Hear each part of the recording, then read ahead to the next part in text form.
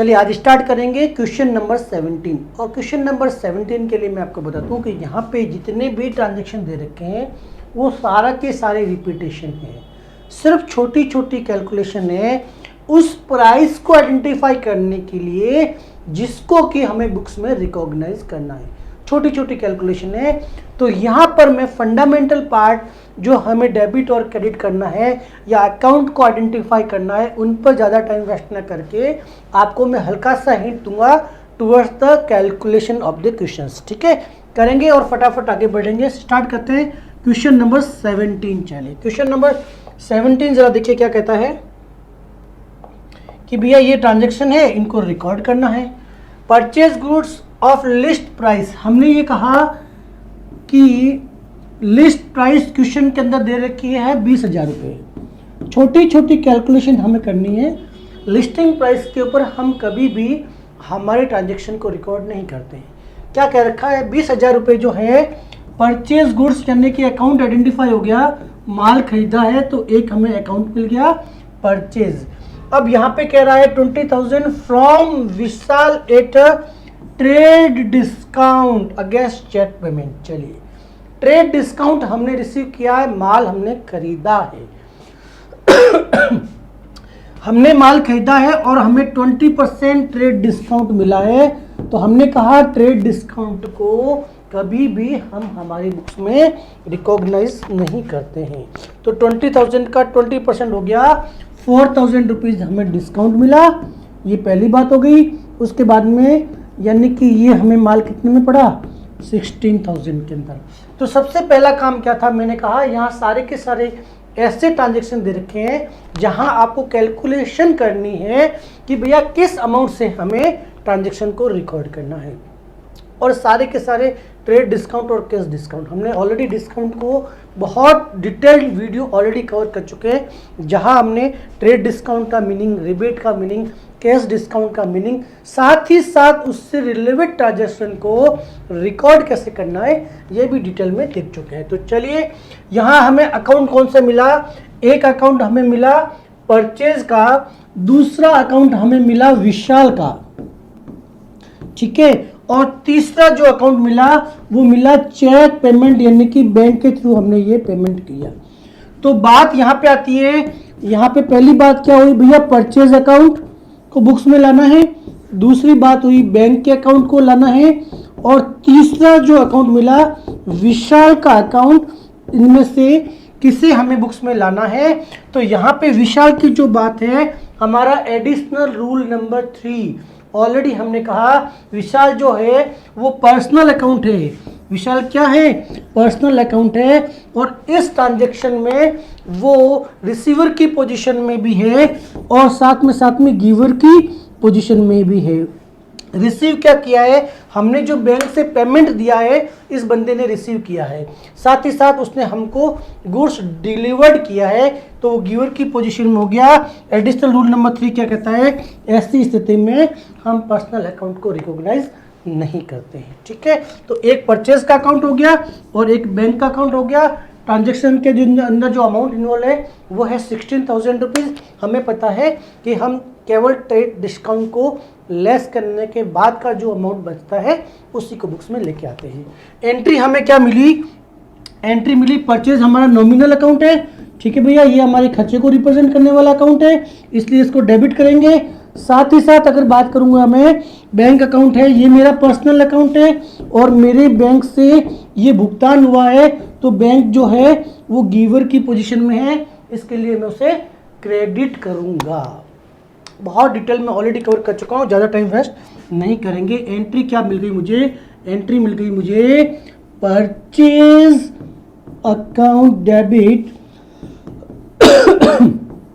To मैंने लिखा bank. Transaction में जो अमाउंट है उसकी हम ऑलरेडी कैलकुलेशन कर रखे हैं। चलिए भैया नरेशन क्या लिखेंगे, नरेशन लिखेंगे बीइंग गुड्स परचेज। जल्दी से नरेशन लिख दीजिए, बीइंग गुड्स परचेज, ये हमारा नरेशन हो गया। ट्रांजैक्शन की जो डेट है वो 1 अप्रैल की है, आई थिंक देख लीजिए, ट्रांजैक्शन को पढ़िए, जो भी डेट है 1 तारीख की डेट है वो लिख लीजिए और जल्दी से बढ़ जाते हैं अगले ट्रांजैक्शन की तरफ। अब यहाँ पे ट्रांजेक्शन के नेचर जो है लगभग रिपीटेशन है, ज़्यादा फर्क नहीं आ रहा है, सिर्फ हमें अकाउंट को आइडेंटिफाई करना है। और अभी मैं रूल्स के ऊपर भी ज़्यादा डिस्कस नहीं करूँगा, मैं सीधा अमाउंट बताऊँगा कि भैया इस अमाउंट पे हमें बुक्स में अकाउंट को लेके आना है। चलिए पहला ट्रांजेक्शन कंप्लीट हो गया, ये है हमारा दूसरा ट्रांजेक्शन, क्या कहता है ज़रा ये भी देख लेते हैं।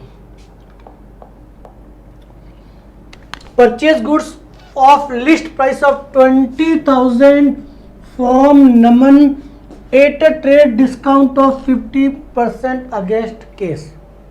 तो पहली बात कि किस अमाउंट से आइडेंटिफाई करना है, यहाँ पे देखिए 20,000 रुपए से हमने माल परचेज किया है, हमने ट्रेड डिस्काउंट अवेल किया है 15%, तो 20,000 इंटू 15% मतलब 3,000 रुपये माइनस हो जाएंगे, और यानी कि ये ट्रांजेक्शन रिकॉर्ड हो जाने वाला है कितने से, 17,000 रुपीज से। चलिए भैया अकाउंट की बात करेंगे। पहला अकाउंट हमें परचेज का अकाउंट मिल गया, परचेज प्राइस 20,000 फ्रॉम नमन, एक हमें नमन का अकाउंट मिल रहा है, चलिए ये भी लिख लिए, एक हमें नमन का अकाउंट मिल गया। और तीसरा जो अकाउंट है वो मिला नकद का अकाउंट, कि भैया हमने नकद के अंदर भुगतान किया है। 3 अकाउंट मिल गए। नमन का जो अकाउंट है हमने कहा पर्सनल अकाउंट है, अभी अभी हमने बात की पर्सनल अकाउंट है, क्वेश्चन के अंदर रिसीवर की पोजीशन में भी है और गिवर की पोजीशन में भी है। रिसीवर की पोजीशन में कैसा हुआ देखिए, यहाँ पे हमने नमन से माल जब खरीदा उसके बदले में हमने उसे कैश का भुगतान किया है और नमन ने हमको गुड्स की डिलीवरी दी है, यानी कि वो गिवर की पोजीशन में है। हमारा एडिशनल रूल नंबर 3, ऐसी स्थिति में उस पर्सनल अकाउंट को वहीं पे ड्रॉप कर देंगे, आगे लेके नहीं जाएंगे। चलिए भैया तो एंट्री क्या मिल गई हमें, purchase account debit to cash. चलिए एंट्री हो गई हमारी,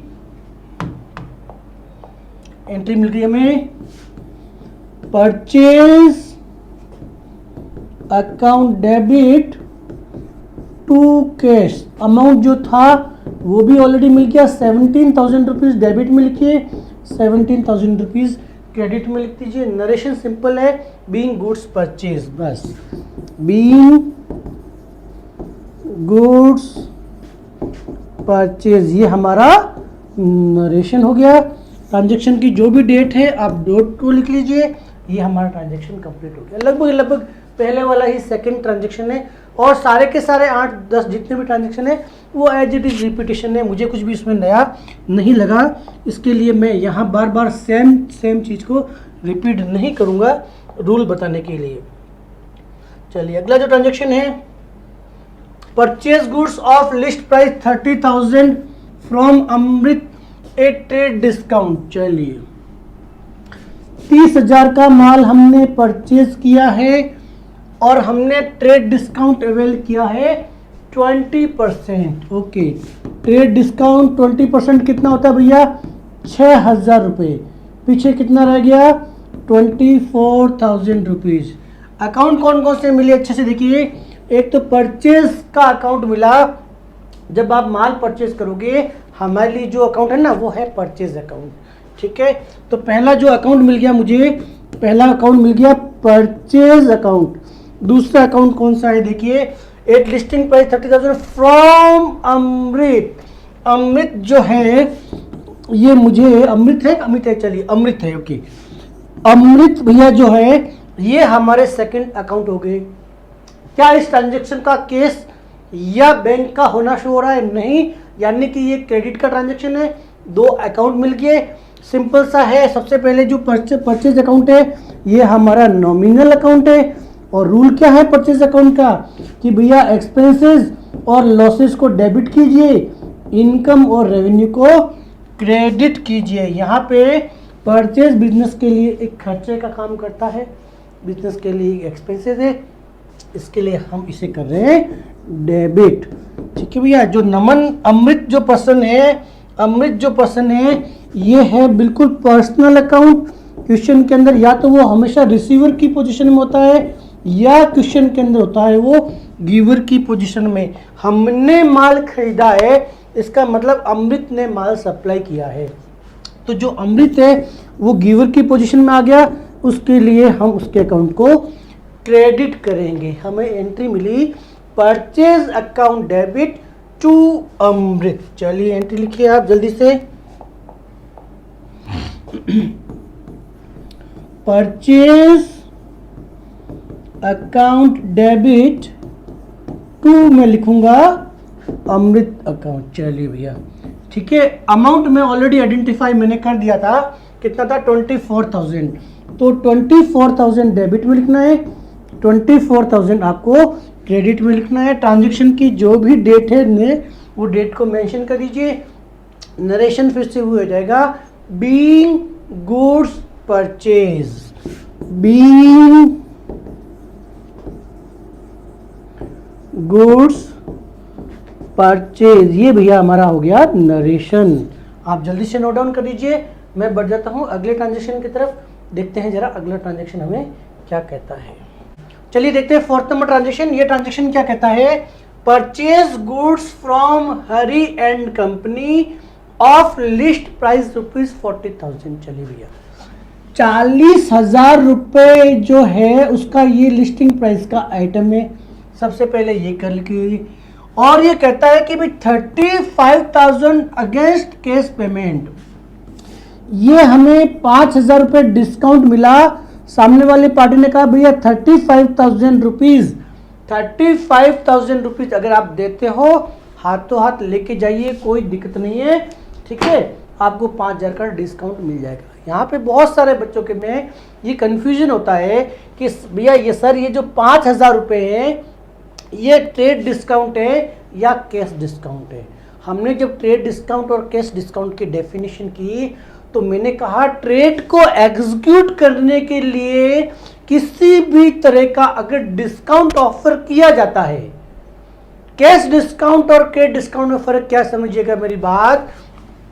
ट्रेड डिस्काउंट का जो पर्पस होता है, ट्रेड डिस्काउंट का जो पर्पस होता है वो ट्रेड को एग्जीक्यूट करने के लिए दिया जाता है, ट्रेड को एग्जीक्यूट करने के लिए दिया जाता है।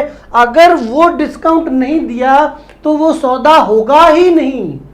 परंतु कैश डिस्काउंट में फर्क क्या है कि एक बार आपका वो सौदा हो चुका है। एग्जाम्पल मान लीजिए 40,000 रुपए का एक बार सेल रिकॉग्नाइज हो चुकी है बुक्स के अंदर। एक बार बुक्स में जब रिकॉग्नाइज हो गई यानी कि पहली एंट्री हो चुकी है हमारी, क्या हुई, पार्टी जिससे भी हमने माल परचेज किया तो purchase account debit to party का नाम यानी कि सेल या परचेज दोनों ही बात मान लीजिए। अगर हम कहेंगे तो परचेज और हम बेचेंगे तो सेल। तो जो पहली बार एग्जीक्यूट हो रही है, मान लीजिए परचेज करते समय बात करते हैं तो पार्टी से 40,000 रुपये पहली एंट्री हम रिकॉग्नाइज कर चुके हैं। अब बात आती है कलेक्शन की। हमें कोई ऑफर देता है, हमने माल खरीदा था, पहली एंट्री हो चुकी है, बात समझना, ट्रेड हो चुका है, चाहे हमने परचेज किया चाहे हमने सेल किया, उससे फर्क नहीं पड़ता है। बात यह है कि ट्रेड एग्जीक्यूट हो चुका है, या तो आपने परचेज की एंट्री कर दी है या आपने सेल की एंट्री कर दी है। अब बात करते हैं कलेक्शन के लिए।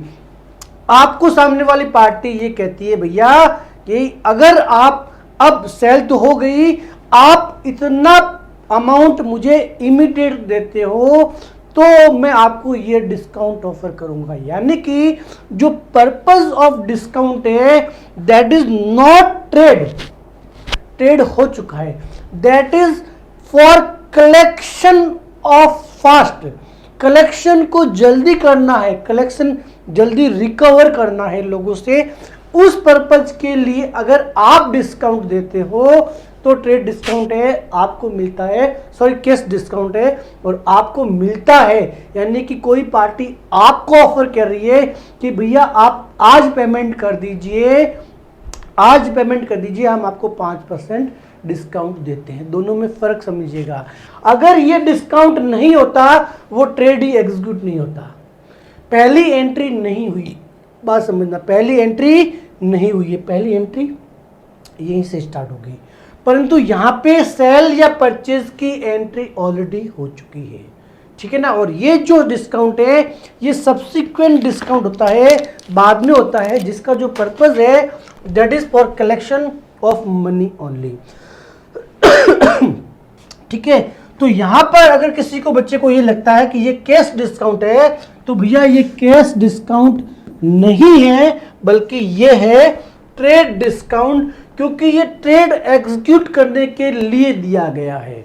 ठीक है ना, कि भैया 40,000 का माल, लिस्टिंग प्राइस का माल अगेंस्ट कैश हाथों हाथ आपने बेच दिया। यानी कि मेरे हिसाब से इस ट्रांजैक्शन के अंदर ये जो डिस्काउंट दिया जा रहा है, पर्पस तो कैश है, परंतु ये डिस्काउंट ट्रेड को एग्जीक्यूट करने के लिए दिया जा रहा है। इसके लिए मैं इसको ट्रेड डिस्काउंट कंसीडर करते हुए एंट्री कर रहा हूं। अगर आप मेरी ओपिनियन से सेटिस्फाई नहीं है, कोई बात नहीं, आप पहली एंट्री जो परचेज करने की एंट्री है वो 40,000 से कर लीजिए, फिर 35,000 से कैश को पार्टी को भुगतान कर दीजिए, 5,000 का आप डिस्काउंट रिसीव कर लीजिएगा। पर साथ ही साथ आपको नीचे आपका जो एजम्पशन है उसको लिखना है कि मैंने ये एज्यूम किया है कि ट्रेड 40,000 का था, पार्टी ने कलेक्शन पर्पज के लिए 5,000 रुपये का डिस्काउंट दिया और मैंने 35,000 का पार्टी को भुगतान करके अकाउंट को सेटल्ड कर दिया। ये एजम्पशन दे दोगे। जिन किन्हीं ट्रांजेक्शन के अंदर अगर आपको कंफ्यूजन होता है, आपको क्लियरिटी नहीं होती है, डरने की जरूरत नहीं है। आपका एग्जामिनर आपके मार्क्स नहीं काटेगा, सब्जेक्ट टू आपने क्या एजम्पशन माना है उस एग्जाम्पल में, उस एजम्पशंस को। कई बार क्वेश्चन की जो लैंग्वेज होती है वो इस तरह से होती है। इवन मुझे 20 साल का टीचिंग एक्सपीरियंस हो गया, फिर भी मुझे कन्फ्यूजन रहता है कि इसको मैं क्या समझूं। तो ऐसी स्थिति में आप एजम्पशन बेस्ड काम कर सकते हो। आपको ये मानना है कि भाई क्वेश्चन के एक्सप्लेनेशन क्लियर न होने की वजह से मैंने ये एजम्पशन माना है। यहाँ पे मैं ये एज्यूम कर रहा हूँ कि यहाँ जो ये डिस्काउंट दिख रहा है वो कैश डिस्काउंट ना होके एक ट्रेड डिस्काउंट है, which is offered by the party to execute the trade. बस ये मेरा एजम्पशन है। ठीक है, उसको देखते हुए अब मुझे अकाउंट कौन कौन से मिले देखिए। पहला जो वो अकाउंट मिला वो मुझे मेरा परचेज का अकाउंट मिला। सेकंड जो अकाउंट मिला वो हरी एंड कंपनी का अकाउंट मिला। चलिए एक बार तो सारे ही ट्रांजेक्शन को लिखना है ना, सारे अकाउंट को लिखना है, हरी एंड कंपनी। तीसरा जो है वो है नकद का अकाउंट मिला। ठीक है भैया, हरी एंड कंपनी में बहुत बार क्वेश्चन पे ऑलरेडी करा चुका हूं। यहाँ पर्सनल अकाउंट है, रिसीवर की पोजीशन में भी है और गिवर की पोजीशन में भी है। रिसीव क्या कर रहा है, रिसीव कर रहा है नकद। रिसीव ये जो भैया है ये रिसीव कर रहे हैं कैश, और गिवर कहाँ आ गया, गुड्स को वो कर रहा है हमें सप्लाई। तो जहां पर पर्सनल अकाउंट गिवर और रिसीवर दोनों ही एक ही ट्रांजैक्शन में दोनों ही कंडीशन अगर सेटिस्फाई कर देता है, ऐसी स्थिति में हमारा एडिशनल रूल नंबर 3 वो कहता है आप उस अकाउंट को एस्केप कर दीजिए, वहीं से टाटा बाय बाय कर दीजिए, उसको बुक्स में आके लेके आना नहीं है। तो एक अकाउंट हमें परचेज मिल गया, एक अकाउंट हमें नकद का मिल गया। परचेज अकाउंट हमारा नॉमिनल अकाउंट है, इसके लिए मैं उससे क्या करूँगा, मेरे लिए खर्चा है, इसके लिए मैं डेबिट करने वाला हूँ। नकद का जो अकाउंट है वो मेरा रियल अकाउंट है, मेरे यहाँ से पैसा गया होगा माल खरीदने के लिए, मैंने अपने यहाँ से भुगतान किया है, इसके लिए मैं उसे क्रेडिट करूंगा। मेरी एंट्री वही रही, purchase account debit to cash. बहुत सिंपल है। चलिए तो मैं एंट्री कर देता हूं, purchase account debit to cash. ठीक है भैया, अमाउंट जो है वो 35,000 मुझे बुक्स में लेके आना है। ये 4 नंबर ट्रांजैक्शन है, जो भी डेट है आप डेट लिख लीजिए। अब नीचे नरेशन क्या हो जाएगा, बीइंग गुड्स परचेज, बहुत सिंपल है, बीइंग गुड्स परचेज। चलो भैया ये हमारा हो गया नरेशन। एजम्पशन भी आप नीचे लिख सकते हैं कि under this transaction we assume that discount offered is a part of trade execution. Trade execution के लिए वो जरूरी था, इसके लिए we consider this as a trade discount. ये एजम्पशन आप यहाँ पे इसके नीचे लिख सकते हैं। ठीक है, तो आपका कोई मार्क्स नहीं काटेगा। मुझे नहीं पता कि ऑथर ने क्या सोच के ये लिखा था। चलिए बात करते हैं अगले ट्रांजैक्शन की तरफ। अगला जो ट्रांजैक्शन है वो 5वां ट्रांजैक्शन है goods purchase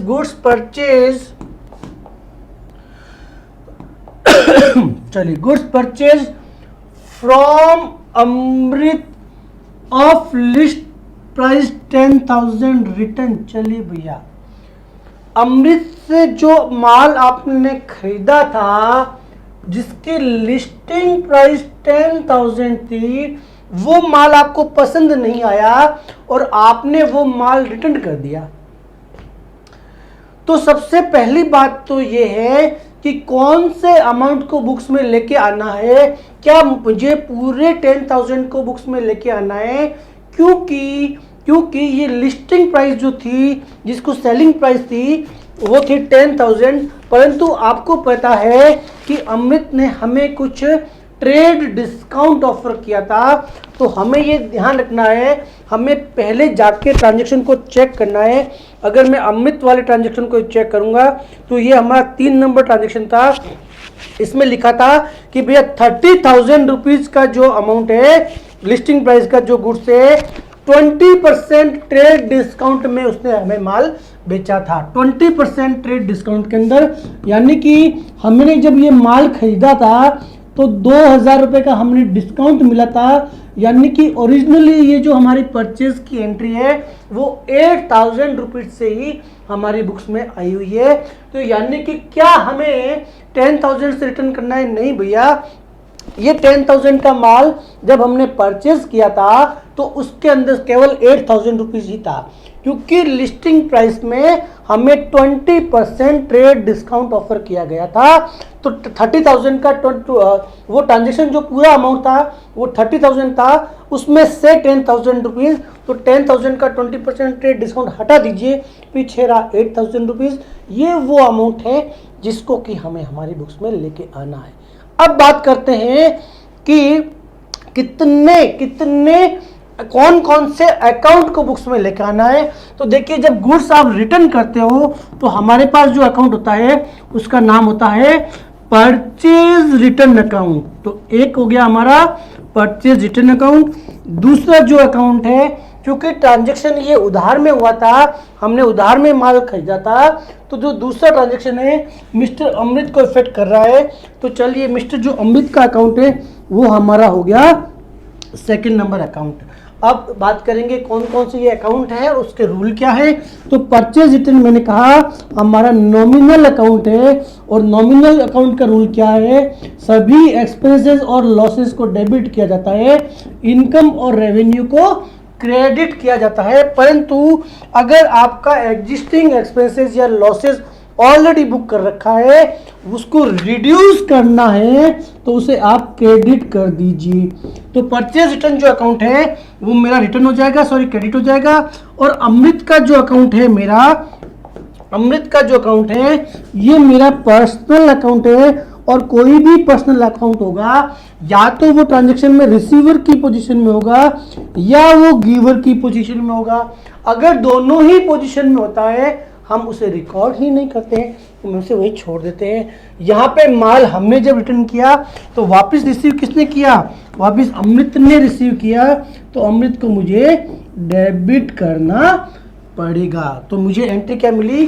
Amrit account debit to purchase return. चलिए, ये हमारी एंट्री हो गई।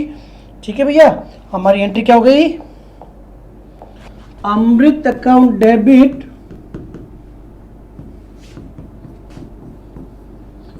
To purchase return. चलिए भैया, परचेज रिटर्न अमाउंट मैंने ऑलरेडी आइडेंटिफाई कर दिया। 8,000 रुपये से मुझे डेबिट करना है, 8,000 से मुझे क्रेडिट करना है। ट्रांजैक्शन की जो भी डेट है वो भी लिखनी है, साथ ही नरेशन क्या लिखना है? बीइंग गुड्स रिटर्न, बीइंग भाई माल हमने रिटर्न कर दिया, बीइंग गुड्स रिटर्न। ये हो गया हमारा इस ट्रांजैक्शन का नरेशन। ठीक है, चलिए आप नोट डाउन कीजिए, मैं बढ़ता हूं जल्दी से अगले ट्रांजैक्शन की तरफ। अगला ट्रांजैक्शन क्या कहता है देखिए, sold goods to Parul of list price of 40,000 a 10% trade discount against the cheque payment. चलिए, चेक पेमेंट उसने किया है, ठीक है, हमने माल बेचा है, चलिए भैया, और नकद में पैसा, सॉरी बैंक में पैसा रिसीव किया है। सबसे पहला बात क्या हो गई कि 40,000 का ये ओरिजिनली माल था और हमने इसको बेचने के लिए 10% का ट्रेड डिस्काउंट दिया, ठीक है भैया। तो 40,000 का माल था, 10% मतलब हो गया 4,000 रुपये, पीछे रहा 36,000। तो वो कौन सा अमाउंट है जिसको कि हमें हमारी बुक्स में लेके आना है, वो है 36,000। अब दूसरा काम क्या रह गया, उन अकाउंट को आइडेंटिफाई करना जिनको की बुक्स में लेके आना है। तो गुड्स सोल्ड का मतलब हो गया हमारा सेल्स का अकाउंट इफेक्ट हो गया, ठीक है। सेकंड देखिए, पारुल हमारा सेकंड अकाउंट हो गया, पर्सनल अकाउंट हो गया। और तीसरा जो अकाउंट मुझे यहां मिल रहा है इस ट्रांजेक्शन में, अगेंस्ट द चेक पेमेंट, तो पारुल ने चेक से भुगतान किया था, ठीक है। पारुल के ऊपर देख लेता हूं, पारुल जो है वो पर्सनल अकाउंट है, ट्रांजैक्शन के अंदर रिसीवर की पोजीशन में भी है और गिवर की पोजीशन में भी है। क्या रिसीव कर रहा है उसने गुड्स रिसीव किया है, पारुल जो है उसने गुड्स रिसीव किया है और उसने गुड्स रिसीव किया है और क्या दिया उसके बदले में, हमें बैंक से पेमेंट दिया है, चेक से पेमेंट दिया है। हमने कहा अगर कोई भी पर्सनल ट्रांजैक्शन पर्सनल अकाउंट एक ही ट्रांजैक्शन में गिवर और रिसीवर की पोजीशन में आता है, उस अकाउंट को हम कभी भी आगे कैरी नहीं करते हैं। हमने ये देखा था अंडर एडिशनल रूल नंबर 3। इसी के साथ अगर मैं मॉडर्न अप्रोच की बात करूंगा तो मॉडर्न अप्रोच में था कि किसी भी पर्सन का कोई नाम अगर आता है पर उसकी वजह से उस ट्रांजैक्शन के अंदर फ्यूचर में कोई भी रिलेशनशिप क्रिएट नहीं होती है, यानी कि ना तो एसेट्स की रिलेशनशिप क्रिएट होती है ना लायबिलिटी की रिलेशनशिप क्रिएट होती है। मतलब उस ट्रांजैक्शन की वजह से मिस्टर पारुल से ना तो आप फ्यूचर में मांगोगे ना वो आपसे पैसा मांगेगी। तो अगर रिलेशनशिप क्रिएट नहीं होती है, ऐसा कोई भी ट्रांजैक्शन जहां पे पर्सनल अकाउंट का नाम आता है परंतु रिलेशनशिप क्रिएट नहीं होती है, ऐसे स्थिति के अंदर हम उस अकाउंट को कभी भी बुक्स में कैरी नहीं करते, लेके नहीं आते। ये हो गया अंडर मॉडर्न अप्रोच, हम ऑलरेडी डिटेल बता चुके हैं। अब सेल्स का जो अकाउंट है वो हमारा नॉमिनल अकाउंट है, रेवेन्यू वाला अकाउंट है, इसके लिए मैं उसे क्रेडिट करूंगा। बैंक में मेरा पर्सनल अकाउंट हो गया, ठीक है ना, बैंक में कौन सा अकाउंट हो गया, ये मेरा पर्सनल अकाउंट हो गया। और जो बैंक है, बैंक का बैलेंस मेरा इंक्रीज हो जाएगा। पारुल ने चेक इशू किया है तो रिसीवर की पोजीशन में होगा, इसके लिए मैं उसे डेबिट करने वाला हूं। मुझे एंट्री मिली bank account debit to sales. चलिए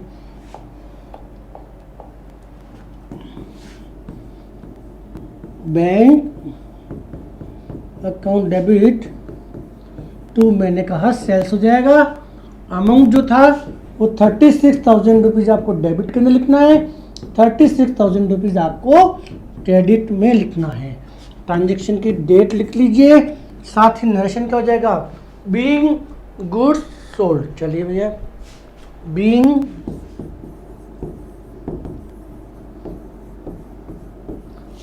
गुड्स, ये हमारा ट्रांजैक्शन का नरेशन हो गया। आप कीजिए नोट डाउन, मैं जल्दी से बढ़ जाता हूं अगले ट्रांजैक्शन की तरफ। देखते हैं जरा क्या कहता है।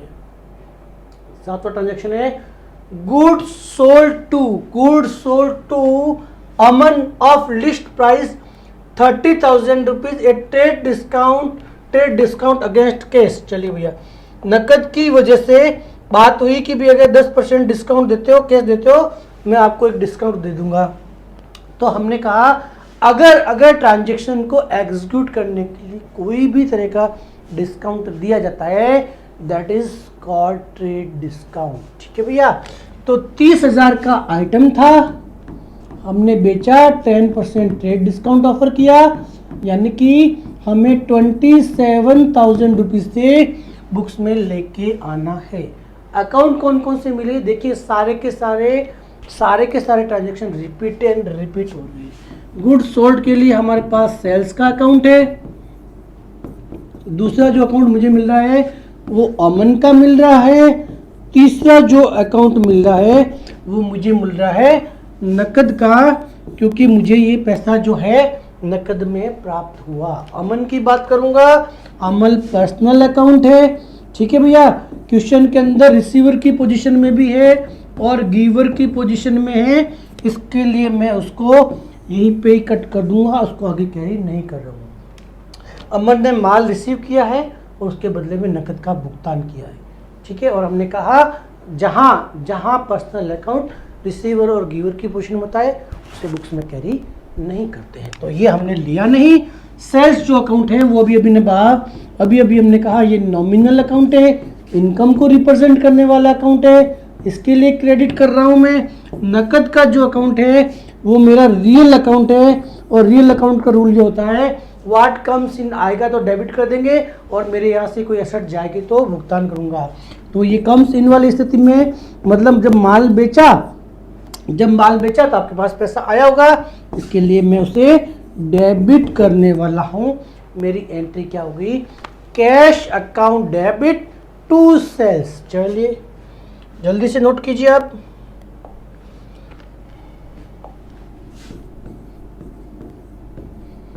कैश अकाउंट डेबिट टू मैंने लिखूंगा सेल्स, ठीक है। 27,000 रुपीज इज द अमाउंट जिसको कि मुझे बुक्स में लिखना है। ट्रांजैक्शन की डेट आप नोट कर लीजिए। बीइंग गुड्स सोल्ड मेरा नरेशन हो जाएगा, बीइंग गुड्स सोल्ड। चलिए भैया ये मेरा नरेशन हो गया, आप कीजिए जल्दी से नोट डाउन। मैं बढ़ जाता हूं अगले ट्रांजैक्शन की तरफ, देखते हैं जरा अगला ट्रांजैक्शन हमें क्या कहता है। चलिए 8वां ट्रांजैक्शन है, इसको भी जरा रीड आउट करते हैं, जब तक आप पढ़िए फटाफट।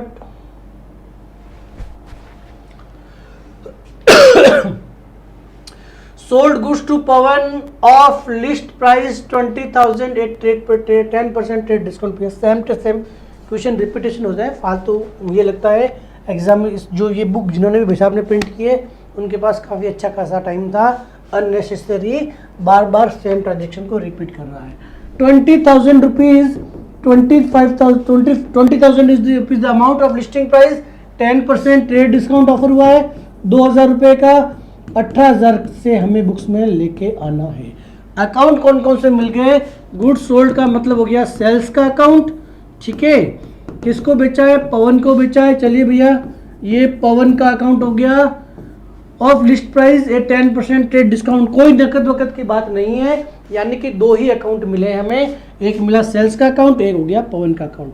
पवन का अकाउंट जो है वो पर्सनल अकाउंट है, और क्वेश्चन के अंदर क्या हो रहा है देखिए, हमने माल बेचा है तो वो जो है हमने कहा पर्सनल अकाउंट होता है या तो रिसीवर की पोजीशन में होता है या गिवर की पोजीशन में होता है। जब हमने पवन को माल बेचा, पवन ने माल रिसीव किया, इसके लिए मैं इस अकाउंट को डेबिट करूंगा। सेल्स का जो मेरा अकाउंट है वो मेरा नॉमिनल अकाउंट है, सेल्स का जो अकाउंट है वो मेरा नॉमिनल अकाउंट है। और नॉमिनल अकाउंट का रूल क्या होता है भैया, लॉस और लॉस और एक्सपेंसेस एंड लॉसेस को डेबिट कीजिए, इनकम और रेवेन्यू को क्रेडिट कीजिए। हमने कहा यही तो हमारा सबसे बड़ा रेवेन्यू होता है, इसके लिए मैं उसे क्रेडिट करूंगा। मुझे एंट्री क्या मिल गई, पवन अकाउंट डेबिट टू सेल्स, ये मुझे एंट्री मिल गई। तो जल्दी से नोट कर लेता हूं उसको।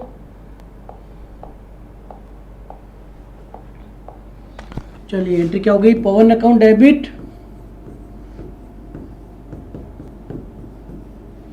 टू क्या लिखूंगा मैं, सेल्स लिखूंगा।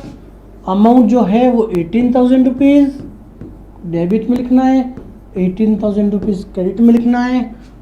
8 तारीख का ट्रांजैक्शन है उसे नोट कीजिए। बीइंग गुड्स सोल्ड, ये मेरा नरेशन हो जाएगा। बीइंग गुड्स सोल्ड, मैंने आपसे प्रॉमिस किया था कैसा भी ट्रांजैक्शन होगा मैं हर ट्रांजैक्शन को आपको करके दिखाऊंगा, चाहे उसमें मुझे थोड़ा सा एक्स्ट्रा टाइम भी लग जाए कोई दिक्कत नहीं है। आराम से 1 बाय 1 हर क्वेश्चन को सॉल्व करते हुए हम आगे बढ़ेंगे। क्वेश्चन नंबर, ये 9th ट्रांजेक्शन है, 9वां ट्रांजेक्शन है। चलिए ये भी देख लेते हैं एक बार। क्या कहता है, sold to Yamini at list price 25,000 for 23,000। चलिए 25,000 का माल है, 25,000 का माल है, 23,000 में हम बेच रहे हैं। तो हमें अमाउंट मिल गया जिसको कि हमें बुक्स में लेके आना है। अकाउंट कौन कौन से मिले, सोल्ड का मतलब हो गया, एक हमें सेल्स का अकाउंट मिल गया, दूसरा अकाउंट कौन सा मिला, कोई कैश वेश की बात है नहीं, तो यामिनी जो है ये हमारा सेकंड अकाउंट हो गया। चलिए यामिनी का अकाउंट, 2 अकाउंट मिल गए हमें प्राइस मिल गई। बहुत सिंपल है, रूल लगा दीजिए। सेल्स का अकाउंट मैंने कहा हमारे लिए कौन सा अकाउंट होता है, हमेशा नॉमिनल अकाउंट होता है।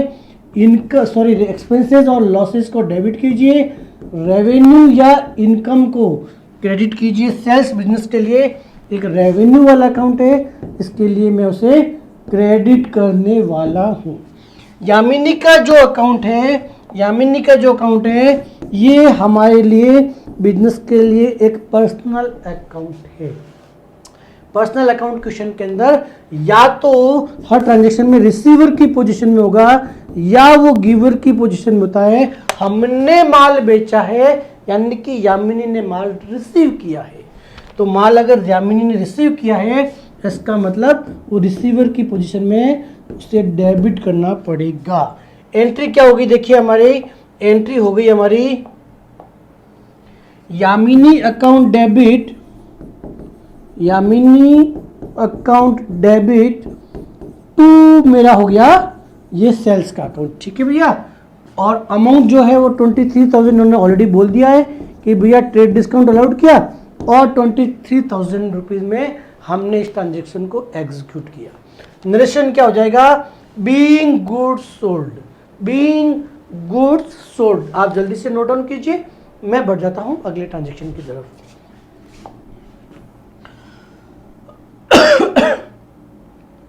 देखिए छोटी सी कैलकुलेशन है, इसके अंदर भी क्या कहता है, देखिए सोल्ड गुड्स कॉस्टिंग 10,000 रुपीज। 10,000 का माल है भैया, 10,000 का माल आप बेच रहे हो जिसकी लागत 10,000 रुपये है, ठीक है भैया। तो सोल्ड गुड्स कॉस्टिंग रुपीज 10,000, 10,000 रुपये की कॉस्टिंग कितनी है, 10,000 रुपीज। 10,000 रुपये की लागत के ऊपर आपने 20% प्लस 20% लेस ट्रेड डिस्काउंट। चलिए भैया आपने कॉस्ट के ऊपर 20% अपना प्रॉफिट ऐड किया, ठीक है।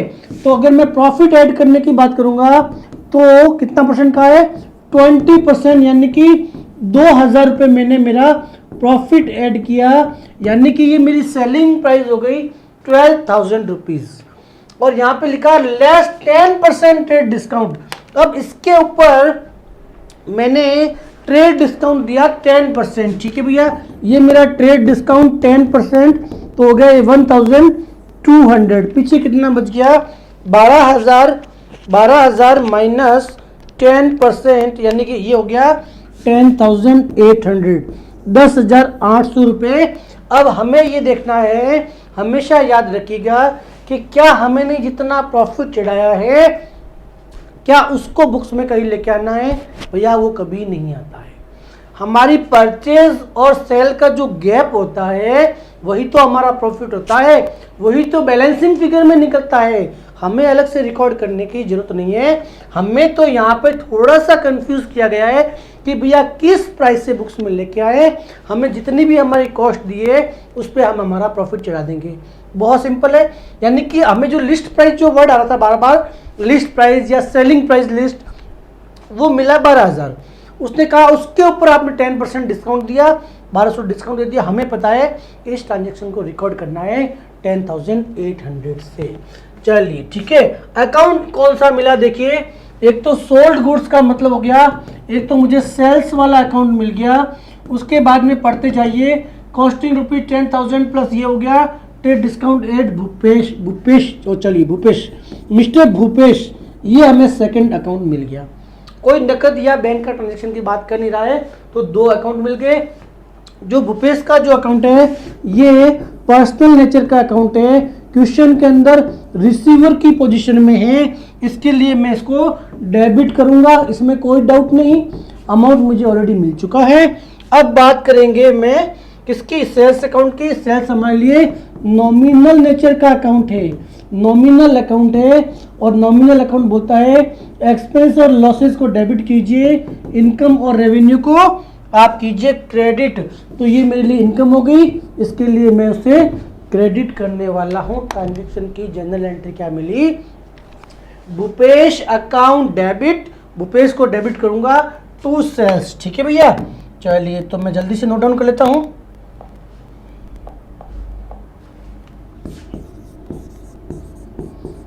भूपेश अकाउंट डेबिट टू मैंने करना है सेल्स अकाउंट। ठीक है, अमाउंट 10,800 रुपये डेबिट, 10,800 रुपये क्रेडिट।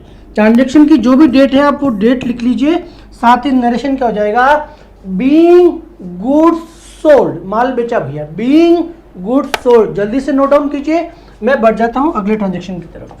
अगला ट्रांजेक्शन देखिए जरा क्या कहता है,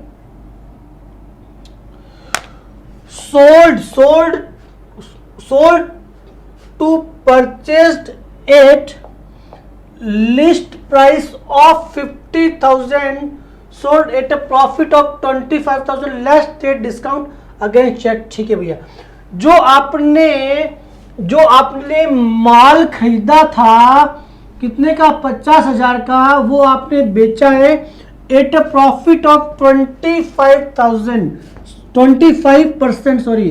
तो देखिए 50,000 की कॉस्टिंग का आइटम था, 50,000 की कॉस्टिंग का आइटम था, उसके ऊपर आपने अपना प्रॉफिट ऐड किया।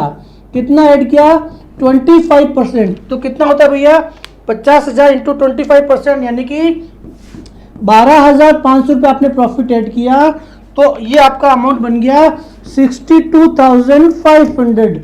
और ये कह रहा है कि लेस ट्रेड डिस्काउंट भी ऑफर किया है अगेंस्ट चेक पेमेंट। पार्टी को ये बोला कि अभी नकद में दोगे तो हमें आपको एक ट्रेड डिस्काउंट ऑफर करेंगे। और मैंने कहा ट्रेड को एग्जीक्यूट करने के लिए किसी भी तरह का अगर आप डिस्काउंट देते हो that is called trade discount, जिसको कि हमें हमारी बुक्स में लाना नहीं।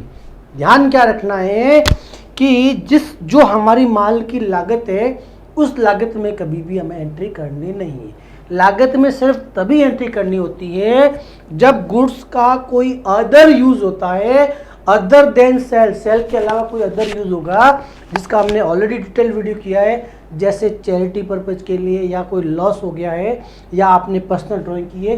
केवल और केवल तभी परचेज प्राइस के ऊपर बुक्स में एंट्री की जाती है। तो जो हमें कॉस्टिंग मिली 62,500 हमने प्रॉफिट ऐड किया, अब इसके ऊपर उसने ट्रेड डिस्काउंट ऑफर किया है 10%।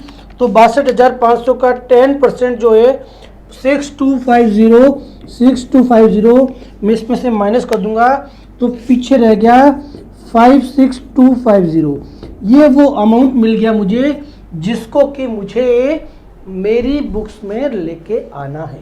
अब अगला काम क्या हुआ, अगला काम हुआ है उन अकाउंट को आइडेंटिफाई करना जिनको की बुक्स में लेके आना है। बहुत सिंपल है, गुड्स सोल्ड, माल आपने बेचा है, ये तो लिखा है कि जो माल आपने 50,000 में खरीदा था। तो बात करते हैं सेल्स की, तो एक तो अकाउंट मुझे सेल्स का अकाउंट मिल गया, ठीक है। Against cheque payment, against cheque payment party का कोई नाम है नहीं, तो दूसरा जो अकाउंट मिल गया वो मिल गया मुझे बैंक का अकाउंट। ये दो अकाउंट मिल गए। तो जो सेल्स का अकाउंट है वो मेरे लिए नॉमिनल नेचर का अकाउंट है, ठीक है, रेवेन्यू को रिप्रेजेंट कर रहा है, ठीक है, रेवेन्यू और इनकम साइड को रिप्रेजेंट कर रहा है, इसके लिए मैं उसे क्रेडिट करूंगा। ये बात क्लियर हुई। बैंक का जो अकाउंट है मेरा पर्सनल अकाउंट हो गया, या तो वो रिसीवर की पोजीशन में होता है या वो गिवर की पोजीशन में होता है। मेरे बैंक में पैसा आया इसका मतलब रिसीवर की पोजीशन में हो गया, हमने माल बेचा है ना तो पैसा हमारे पास आया होगा, तो रिसीवर की पोजीशन में हो गया, इसके लिए मैं उसे करूंगा डेबिट। तो मैंने एंट्री क्या मिली, मुझे एंट्री देखिए क्या मिली, मुझे एंट्री मिली bank account debit to sales. बहुत सिंपल है, तो मैं एंट्री क्या करूंगा, आप साथ साथ नोट डाउन कर दीजिए, bank account debit to sales. बहुत इंपॉर्टेंट है, अमाउंट कौन सा आएगा, 56250, यही डेबिट लिखना है, यही आपको क्रेडिट लिखना है। ट्रांजेक्शन की जो भी डेट है डेट लिख लीजिए। नरेशन क्या हो जाएगा, बीइंग गुड्स सोल्ड, माल बेचा, बीइंग गुड्स सोल्ड, ये हमारा नरेशन हो गया। चलिए बढ़ते हैं अगले ट्रांजेक्शन की तरफ। अगला ट्रांजेक्शन देखते हैं जरा क्या कहता है। चलिए, Aman Aman return goods to list price of 10,000 sold to him at trade 10% trade discount. भैया अमन को हमने माल बेचा था, 10,000 रुपए का जो माल था लिस्टिंग प्राइस का, हमने 10% ट्रेड डिस्काउंट में उसको ऑफर किया था, यानी कि हमने उसको ट्रेड डिस्काउंट दिया था 10%, यानी कि 1,000 रुपये, यानी कि हमने वो माल बेचा था 9,000 रुपये में मिस्टर अमन को। अमन को पसंद नहीं आया, अमन ने रिटर्न कर दिया, अमाउंट हमें मिल गया, क्योंकि जब भी मैं रिटर्न करूंगा ट्रेड डिस्काउंट वाले फिगर को पहले से ही माइनस करके फिर ही मुझे लेना है, ये मुझे ऑलरेडी पता है। अब उन अकाउंट को आइडेंटिफाई करना है, तो एक तो अमन का अकाउंट हो गया जिसको कि बुक्स में लेके आना है, क्योंकि माल अमन ने रिटर्न किया है, और गुड्स बेचा हुआ माल अगर हमारे पास वापस आता है, ठीक है ना, रिटर्न गुड्स जो सोल्ड होता है वो वापस आता है, उसके लिए हमारे पास वर्ड क्या है, that is sales return. Sales return, ये दो अकाउंट हो गए जिनको कि हमें हमारी बुक्स में लाना है। 9,000 इज द अमाउंट जिसको कि हमें बुक्स में रिकॉग्नाइज करना है। ये क्लियर हो गई बात। अब रूल लगा लीजिए, अमन का अकाउंट जो है वो पर्सनल अकाउंट है, या तो रिसीवर की पोजीशन में होता है या ये गिवर की पोजीशन में होता है। यहाँ पे अमन ने माल रिटर्न किया है तो अमन गिवर की पोजीशन में हो गया, इसके लिए मैं अमन को क्रेडिट करूंगा, इसमें तो कोई डाउट नहीं है। पर सेल्स रिटर्न जो है मेरा नॉमिनल नेचर का अकाउंट है, ये मेरा नॉमिनल नेचर का अकाउंट है, और नॉमिनल अकाउंट क्या कहता है, एक्सपेंसेस और लॉसेस जब भी इंक्रीज और डेबिट कीजिए, रेवेन्यू और इनकम अगर इंक्रीज होती है तो आप क्रेडिट कीजिए, परंतु यहाँ पे पक्की पक्काई रेवेन्यू डाउन हो गई है, इंक्रीज होता है तो क्रेडिट करते हैं, परंतु डाउन हो गई इसके लिए से मुझे डेबिट करना पड़ेगा। ठीक है भैया, चलिए एंट्री क्या मिली, sales return account debit, entry मिली sales return account debit to Aman. Amount already हम आइडेंटिफाई कर चुके हैं कि भाई 9,000 रुपये डेबिट हो गए, 9,000 क्रेडिट हो गए। ट्रांजैक्शन की डेट लिखना ना भूले कतई, डेट लिख लीजिए। नरेशन क्या हो जाएगा, being goods return, being goods return by Aman लिख दीजिए, बाय पार्टी लिख दीजिए, बीइंग गुड्स रिटर्न। ये भैया हमारा नरेशन हो गया, आप नोट डाउन कीजिए। हम बढ़ते हैं अगले ट्रांजैक्शन की तरफ। ट्रांजैक्शन कंप्लीट हो चुके हैं। अगला जो हमारा क्वेश्चन नंबर है 18 की तरफ बढ़ेंगे।